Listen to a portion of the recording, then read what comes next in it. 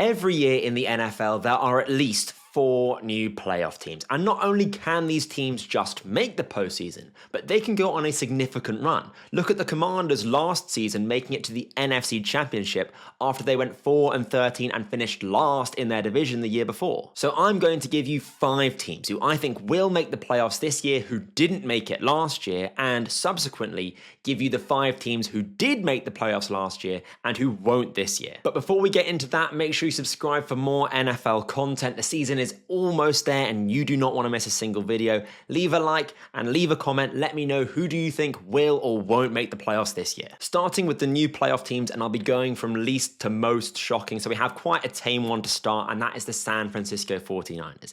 This team didn't not make the postseason because they're a bad team. They didn't make the postseason because injuries absolutely kneecapped them. Christian McCaffrey, their star offensive playmaker, one of the best players in the league, he missed 12 games. Elijah Mitchell, the backup running back, he missed the whole season. Brandon Ayuk, their wide receiver 1, missed 10 games. Ricky Pearsall, their rookie first-round wide receiver, he missed 6 games. George Kittle, the best tight end in the league, he missed 3 games. Getting all of those players back healthy to start the season, barring maybe Brandon Ayuk, who might take a few more weeks with his injury, is a massive, massive get for the offense that really cannot be understated. They are such key players to an offense which really carries the team with the Shanahan offensive system. It is such a huge swing back towards the 49ers that we know. Shanahan as the head coach, he's an elite offensive mind. Brock Purdy is a very good quarterback. He can be relied upon to not just be the system quarterback. Shanahan's offensive system is of course one of the best in the league, but he can also elevate and carry that system when needed. The Shanahan system we've seen now has evolved over time and over the years, and that's because Brock Purdy is now a quarterback that he can trust and rely on to actually make some plays, keep the offense on time, and also elevate it in his own right when he can. The offensive line is good. It's not a concern, at least. They've still got Trent Williams. He's still at the top of his game, even though he's coming into what I imagine to be the twilight of his career. And they've got great weaponry. They've got George Kittle as the best tight end in the league. They've got Brandon Ayuk, a really good wide receiver. Ricky Pearsall, in his own right, a very good wide receiver. Juwan Jennings, the best wide receiver 3 in the league. Christian McCaffrey, bit of a question mark hanging over him as to what version of McCaffrey you're going to be getting. With his age and the injury, there's a question as to if he can kind of recreate the highs he was at a few seasons ago, which, as I said, probably the best offensive player in the league, taking position importance out of the equation. But even if you've got Christian McCaffrey at 90% on a slightly reduced workload to keep him healthy, you're still getting a fantastic player back. And defensively, yes, offense is kind of the star of the show in San Francisco, or at least it has been for the last few years, but they're getting Robert Saleh back, and he's going to help whip that defense back into shape. Under him, it was a top 10 defense by EPA per play, and since both him and then his predecessor, D'Amico Ryans, left, the 49ers defense was 22nd in EPA per play last year, which I suspect will be a massive improvement. I do not see this defense being 22nd in EPA per play last year. I think it's going to be closer to the top 10 unit that we've expected to be before that year. Yes, they have lost talent defensively. We've seen that. When they pay Brock Purdy the money they're going to pay him, you are inevitably going to lose some key players. However, they've still got Nick Bosa, a top 5 edge rusher in the league, in my opinion. They've still got Fred Warner, in my opinion, the best middle linebacker in the league. He can fly over the field, make some crazy plays. And they've got Michael Williams, who is a high-ceiling defensive player, and in that defense, opposite Nick Bosa, playing under Robert Saleh, could definitely hit the high end of his range of outcomes. They also have the easiest strength of schedule in the NFL per Mike Clay of ESPN. All of their outer division games are a cakewalk barring the Texans. I can definitely see this team bouncing back in a big way and not just being maybe a 10-win team, which would have been enough to make the playoffs last year in the NFC West, but I could see this team being comfortably a 12-win team in the likes that we've known it to be in previous years. And that is simply because they're getting so many players back healthy. They've still got elite coaching, great quarterback, great talent around him. This team is primed for, I would argue, from 6 wins to 12, maybe the biggest bounce back in the entire NFL. Next, I've got the Cincinnati Bengals, and I would feel a hell of a lot better about this prediction if I knew that Trey Hendrickson, their star pass rusher, had re-signed, which at the time of recording this on the 12th of August, he has not. Contract negotiations seem to be trending in the right direction. I'm very hopeful. I'm crossing everything because even with Trey Hendrickson, this defense is concerning me. And without him, it is going to be an absolute nightmare, I think. And I'll talk about more on the defense in a second. But looking to last season, the Bengals shot themselves in the foot last year, I think it's fair to say. They narrowly missed out on a playoff spot because of 1 or 2 losses. The first loss in week 1 against the Patriots was a bad loss at the time. And seeing how the Patriots season ended, aged even worse, I think. Then they lost 2 games to the Ravens, 1 in overtime and 1 by a single point. You would like the Bengals to maybe win at least one of those games. And then they lost in a shootout to the Steelers. Of course, the Steelers have a great defense, but the offense last year wasn't exactly setting the world on fire. Even with those 4 losses, of which I'd like at least 2 to bounce the Bengals' way in any other season, they still managed to scrape 9 wins. And they only needed 1 more for the playoffs. So they're definitely right there around that kind of around that mark that you need to make it into the postseason. And they've still got the big 3, not just in terms of talent, these 3 players, but also in terms of how much the Bengals are paying them. That's a video for a different day. But they've still got Joe Burrow, a fantastic quarterback, throws an unbelievable accuracy, brilliant pocket presence. He is so damn good, despite not having the physical tools of a Lamar Jackson, a Josh Allen, a Patrick Mahomes, for example. Then at wide receiver, they've got Jamar Chase, one of the best receivers in the league. T. Higgins, the best wide receiver too in the league. Those 3 alone are good for 25 points a game. They were 7th in offensive points per game last year anyway. Joe Burrow, interestingly, per The Athletic and their rankings article, which was just released, where they polled 50 NFL coaches and executives, Joe Burrow was the only other unanimous Tier 1 quarterback with Patrick Mahomes. Go read the article. It's quite interesting how they do it, but it shows, not just from my opinion, but it shows that Joe Burrow is universally recognized as a fantastic quarterback. And he can do special things. He will always have that team being competitive, even if it was only him and not Jamar Chase and T. Higgins. And with those guys, you like the Bengals' chances of at least making the playoffs.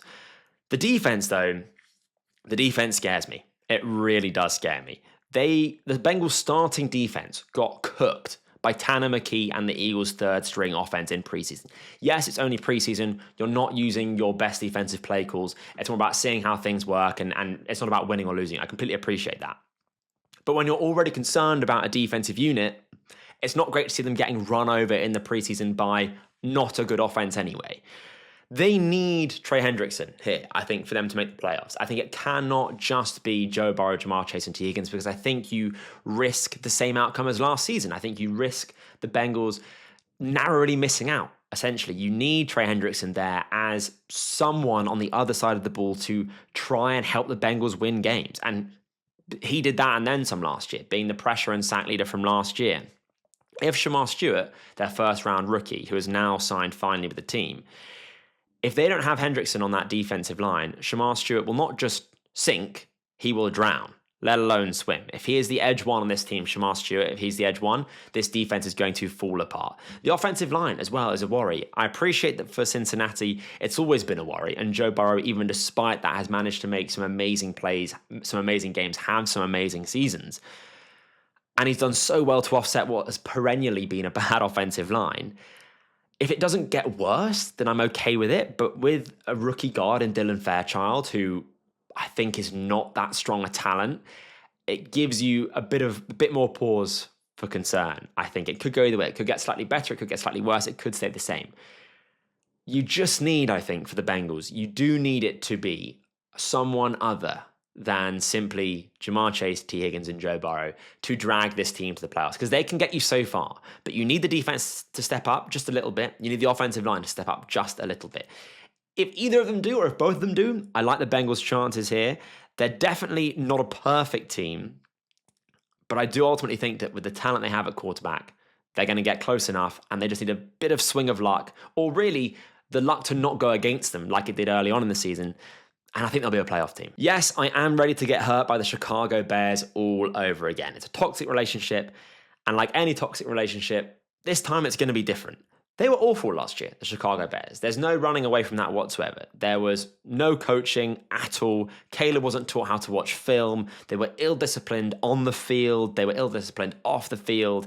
There were 3 different offensive play callers last year. The offensive line couldn't block. Unsurprisingly, in that situation, Caleb didn't play well. And is it only on him? No, but did also he not play well in his own right? Yeah, he also didn't play that well either. But they now have Ben Johnson. And he was, in my opinion, player or non-player, the biggest offseason acquisition made by any team.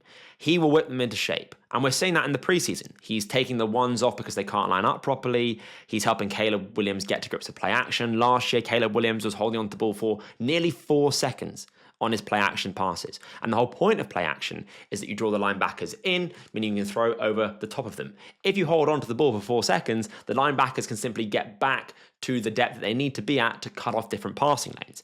And that's what Jared Goff did very well. Is he was brilliant at play action, and Caleb Williams needs to get better at that, not just to become a better quarterback, but also to operate the offense in the way that Ben Johnson wants this offense operated in.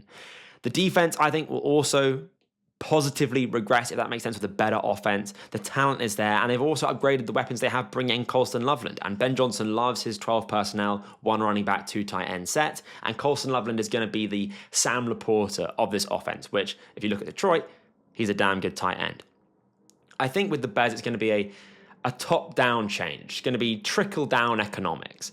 The best offensive play caller in the league over the last 2 years was Ben Johnson. And the Lions last year were comfortably the top-scoring offense in the league by over 3 points. Caleb Williams needs to arguably play within himself, actually, more. He needs to almost model his game off Jared Goff, which is a sentence I never thought I'd say when I had my previous opinions of Jared Goff and my draft evaluation of Caleb Williams, but he does need to play a bit more like Jared Goff and less like backyard Patrick Mahomes. I think he needs to be reined in rather than set loose, and I think Ben Johnson, after playing with Jared Goff, is the perfect person to do that. Really, they do have a tough schedule. The Bears, they got the Bengals in week 1. They're playing the whole of the NFC North. They're playing the Commanders, the Eagles, and the 49ers. It's definitely not a guarantee that they're going to make the playoffs, I think. But I do think that the NFC North will take a step back. I do think that will open up a window for the Bears to kind of sneak into the playoffs, definitely, because there are some good, all that. I think it's one of, if not the strongest division in football, with the Lions, the Vikings, the Packers, and the Bears. But it is generally easy to make the playoffs in the NFC, at least for the time being. Obviously, that landscape could completely change literally in one offseason. But with all that in mind, I think this could be the year that the Bears not only make the playoffs, but also have a 4,000-yard passer. And really, making the playoffs, looking like a competent team, having a remotely competent quarterback who can pass for 4,000 yards, is kind of the Bears' Super Bowl right now. So that, I'm not saying they're going to make the Super Bowl, don't get me wrong, I'm just saying the playoffs here. But if they do, Bears fans, you can celebrate. Into more of the long shots now, and my first long shot is the New England Patriots. And they also were terrible last year. They had directionless coaching. They had wet tissue paper for an offensive line. They had offensive weapons that wouldn't get you arrested in an airport, and they had an injured defense.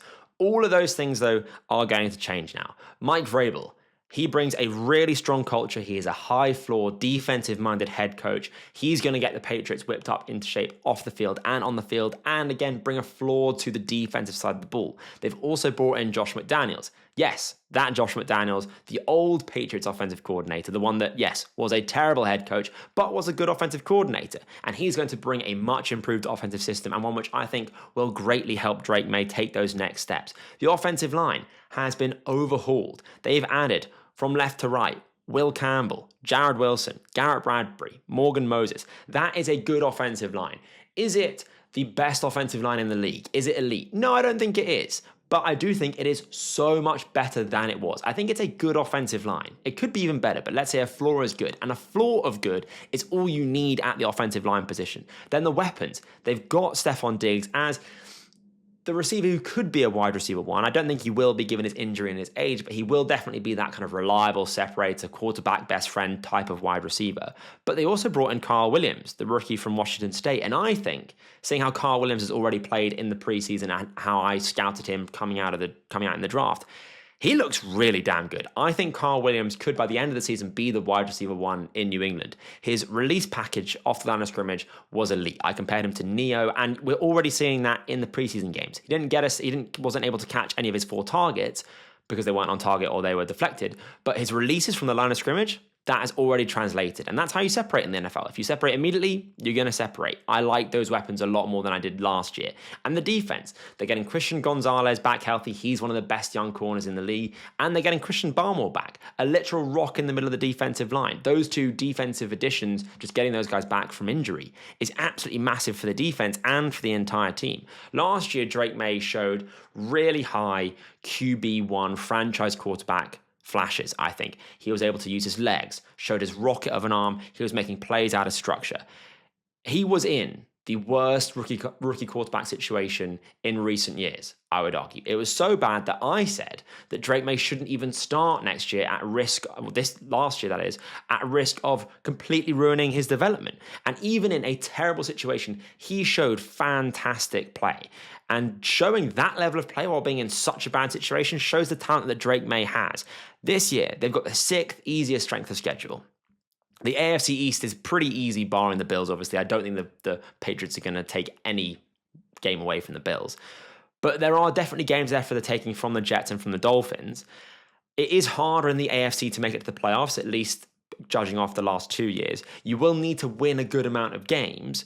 But I think the amount of games they need to win, which let's put it at, say, 10 or 11, is possible with the quarterback, with the coaching, and with the talent that those two have and the talent around them otherwise. I really like the Patriots this year. Are they going to be back to the Tom Brady levels? No, I don't think so. But I do think that Drake May is the real deal.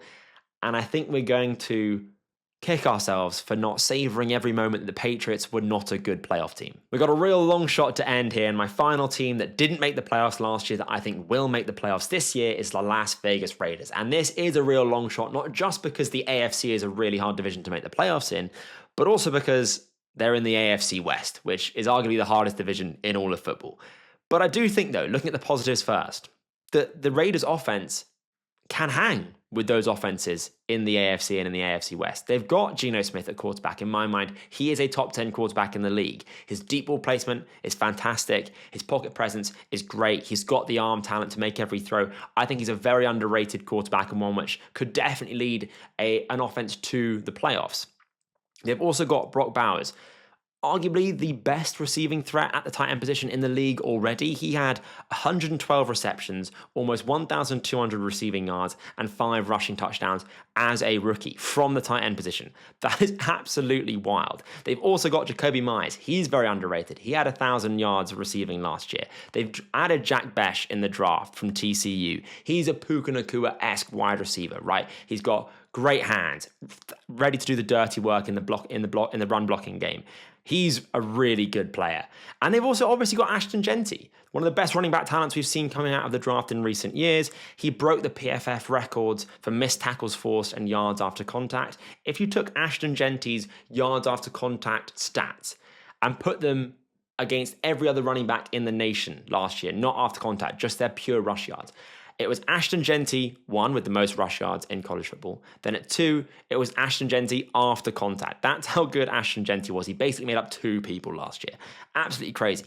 And the Raiders' run game was abysmal last year. And it wasn't abysmal because of the offensive line. I think the offensive line is actually pretty decent. It just simply did not have the running back talent or the offensive scheme to make the most out of it. And they've got Genty now as the running back talent, and they've also now got the coaching to match. They've got Pete Carroll in as the new head coach, who is no spring chicken. He's 70 plus years old. He's not here to build a dynasty. He's here to win now. And they also brought in Chip Kelly as the new offensive coordinator. They know what they're doing. They're experienced. They want to win. And with Chip Kelly and his run game, that's going to massively improve from the depths of depravity that the Raiders were experiencing last year on the ground. The defense is what makes this a long shot, though. I feel equally as good about the Raiders and the Patriots offense. I just feel a lot better about the Patriots defense than I do the Raiders defense. And that's why the Raiders are a bit more of a long shot for me. They allowed 25 points per game last year, which was 26th. And they've now lost Christian Wilkins this offseason after cutting him.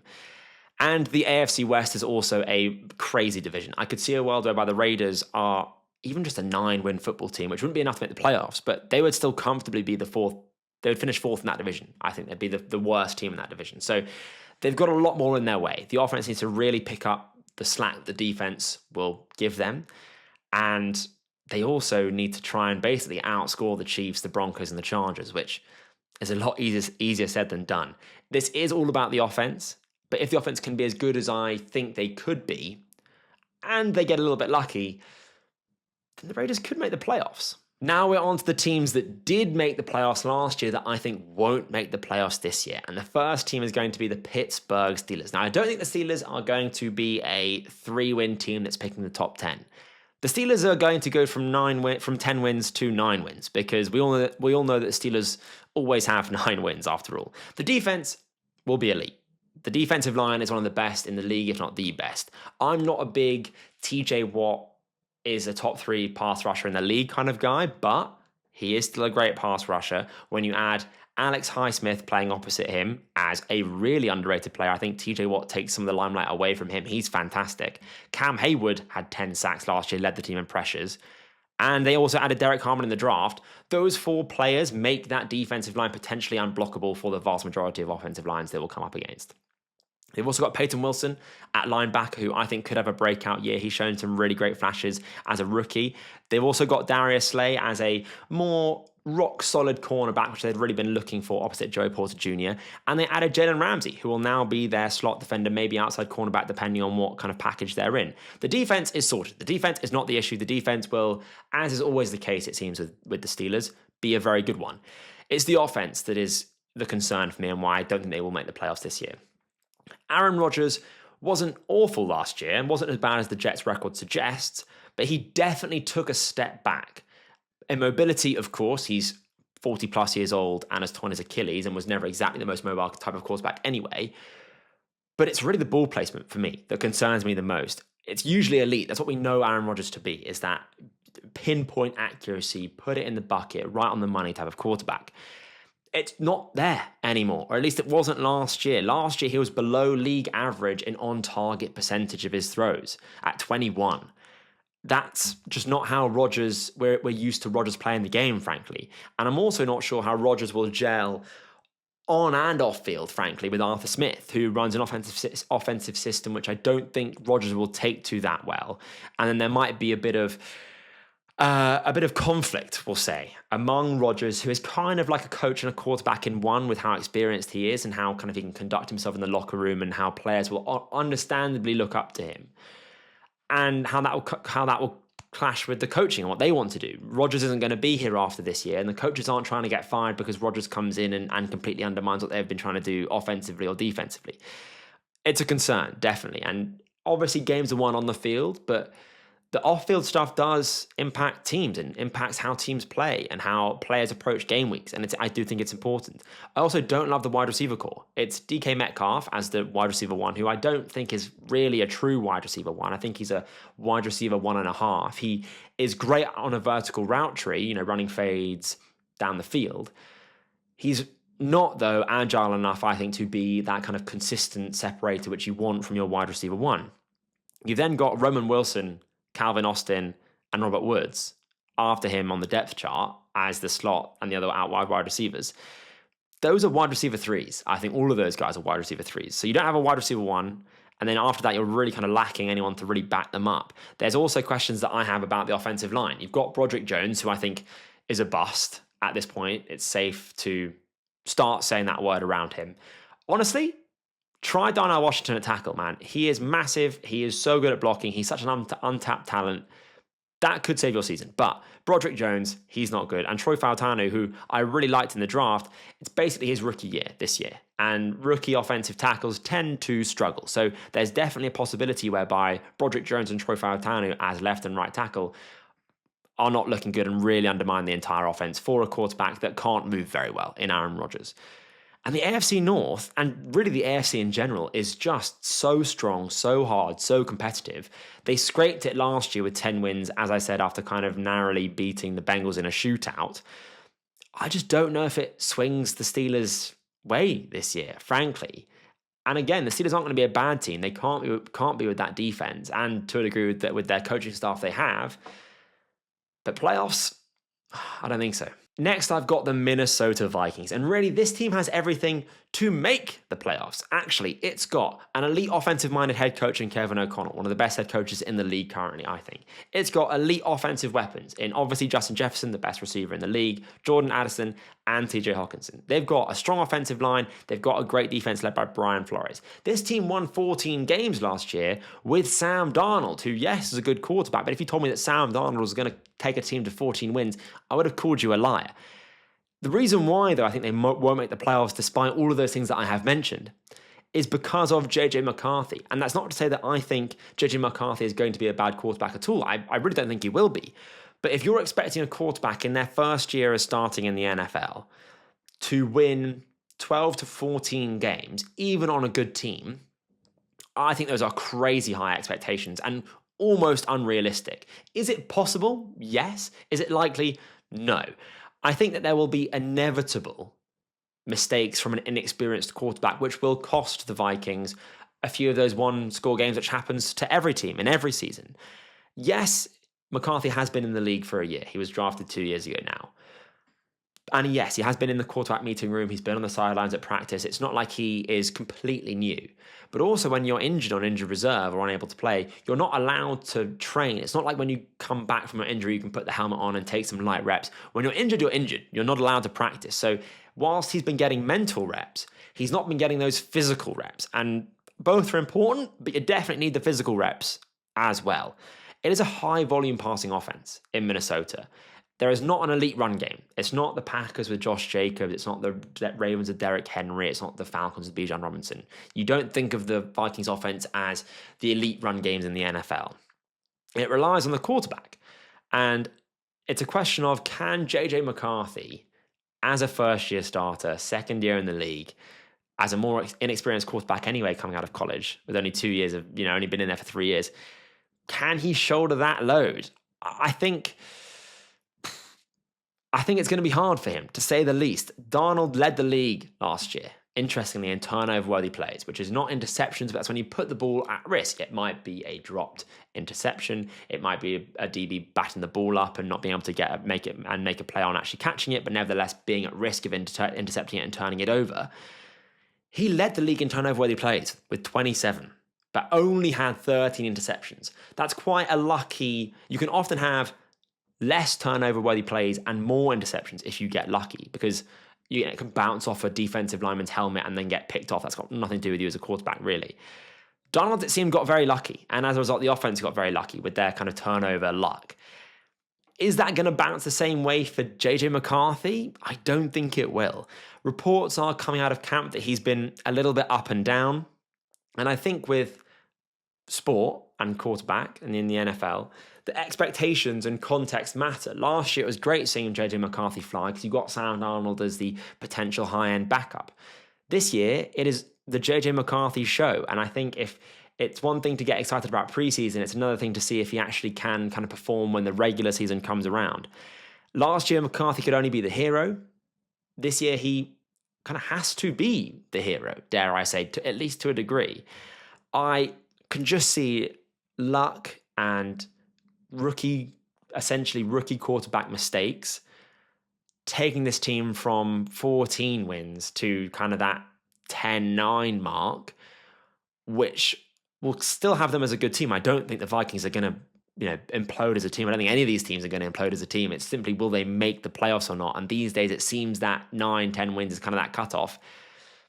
I think with the Bears improving and them potentially taking away a few games from them and a playoff spot away from them, it's a lot on JJ McCarthy's shoulders. I don't know if the Vikings will make the playoffs this year. This one seriously pains me to say, and it's how you know that I'm not being a homer or trying to kind of push my own agendas here, but I'm worried the Los Angeles Chargers are not going to make the playoffs this year. And that does mean, and it breaks my heart to say, that Justin Herbert, Pookie, could potentially be missing the playoffs as well. The injury to Rashawn Slater, he went down with a knee injury, he's going to miss the whole season.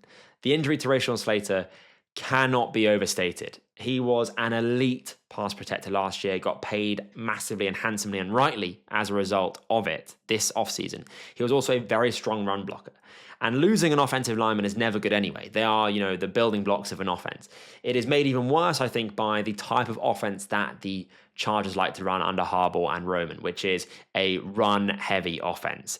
And look, it means that Joe Alt is going to move to left tackle, and that is not inherently a bad thing at all. Moving from left to right tackle is actually quite a big deal most of the time. People say it's like trying to eat with your knife and fork in the other hand. Everything's mirrored. It's not like it's exactly like that.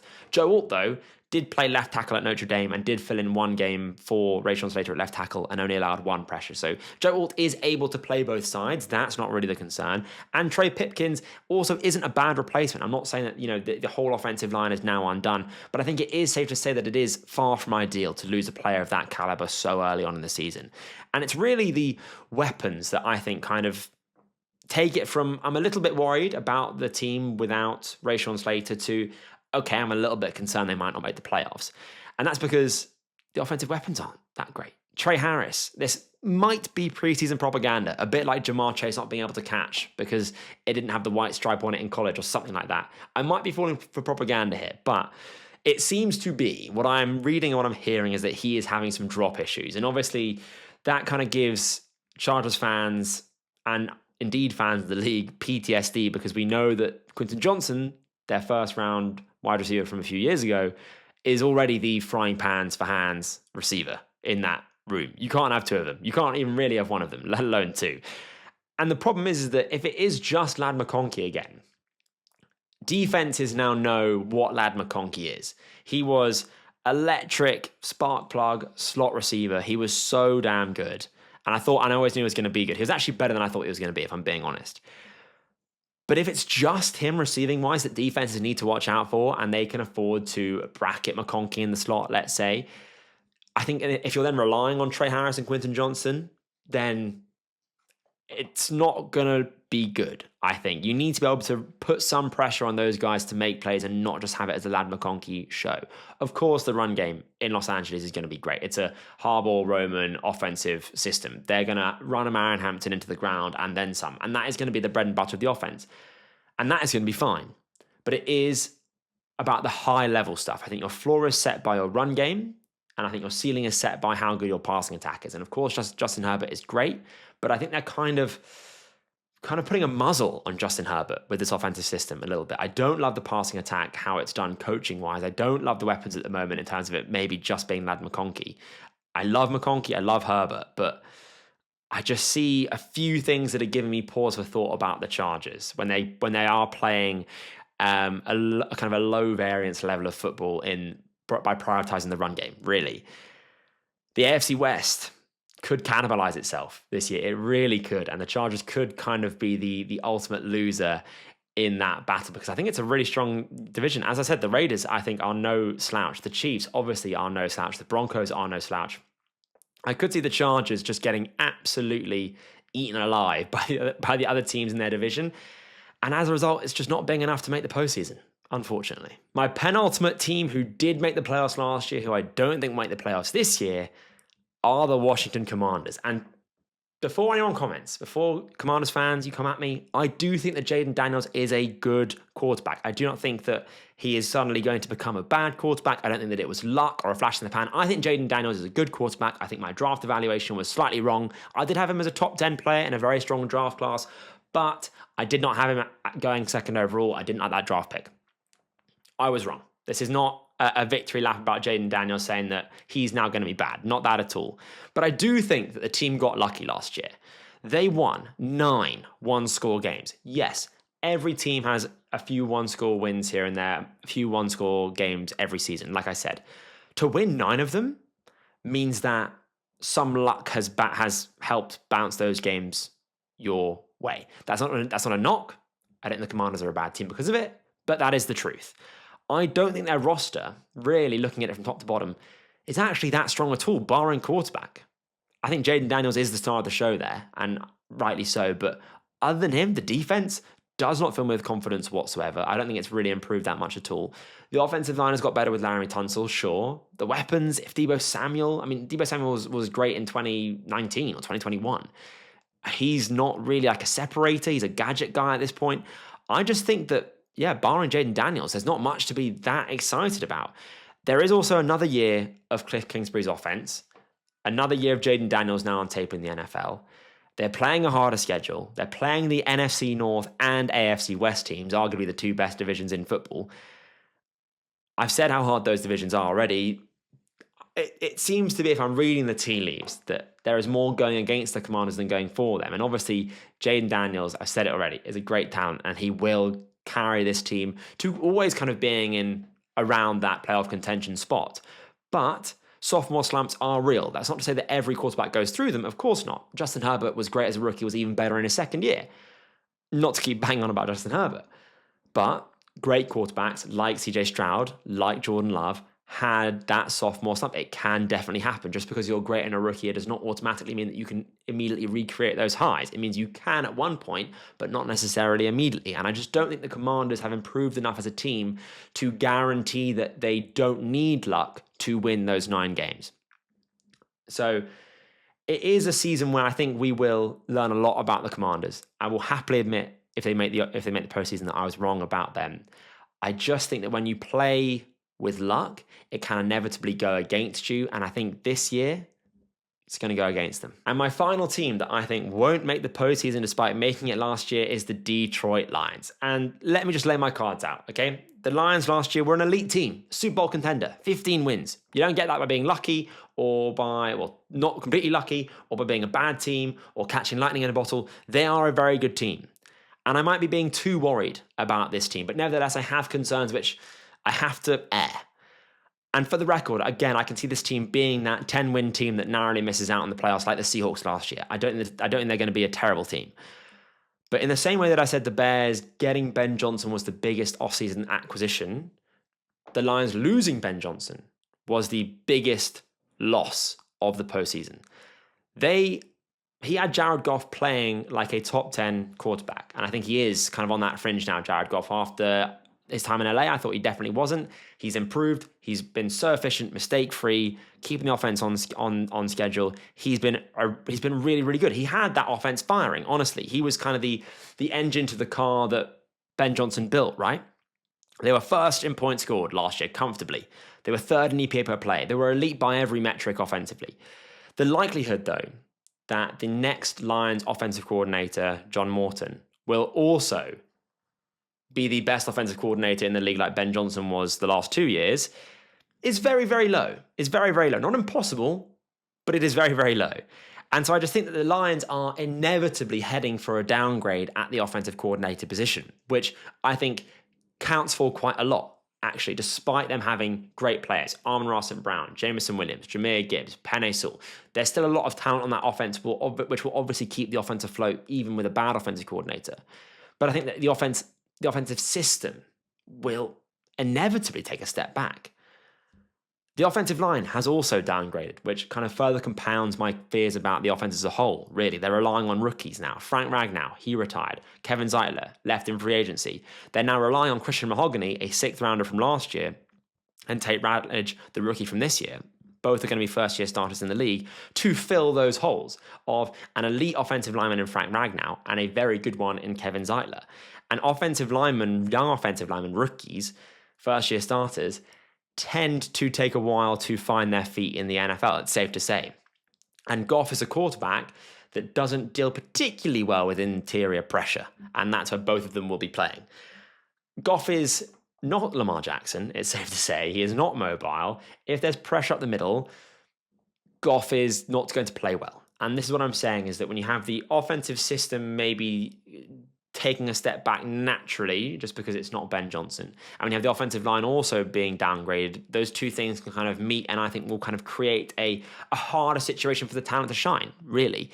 The defense, though, getting Aiden Hutchinson back, they had 13 injuries on the defense last year. Getting Aiden Hutchinson back, who was having the best edge pass rushing season of all time, might I add. He was on fire. He was having 8 pressure, 5 sack games week in, week out. Absolutely bonkers stuff. He will bring the defense back to a certain level. He will be elite this year, I'm sure. We were robbed of an all-time season. I'll never get over it. And it's safe to say that Dan Campbell has built an unbelievable culture in Detroit. He turned the Lions from a laughingstock of the league to Super Bowl contenders in just a matter of years. And he did that last year while having 13 injuries on defense or whatever it was, injuries all over the place. And he is a fantastic hirer. The offensive coordinator and defensive coordinator might be brilliant. They might be head coaches in a few years' time in their own right. And they've faced adversity before, the Lions. They've come back from it. And the culture there is king. And Dan Campbell has made the players buy in, and that counts for so much. Again, I don't think the Lions are going to just be a bad team. There's just now a huge unknown in my mind, a big question mark over the offense, which was the reason why the Lions were so good last year. And even if the Lions just have a top 10, like in the 12 to 10 range offense, this team isn't going to win 15 games, despite not being a bad team. So I just think for me that there's too many questions currently about the Lions. And again, Lions fans, I know we don't always see eye to eye. I've made some comments about your team in the past that haven't gone down well. And I was wrong. And I hold my hands up about the wrong things I've said. Which, for those of you that don't know, was that Jameer Gibbs and Jack Campbell, that draft, I gave it an F. I'm not perfect. I will admit if/when that happens. But right now, in where we're standing before the season starts, I have my concerns they won't make the postseason. So those are the 5 teams that I think will make the postseason that didn't last year, and the 5 teams that won't make the postseason and did last year. If you agree or disagree, let me know in the comments. Leave a like, make sure you subscribe for more NFL content. But I've been your host, Dom Corbs. This has been Corbs NFL. I'll see you in the next video.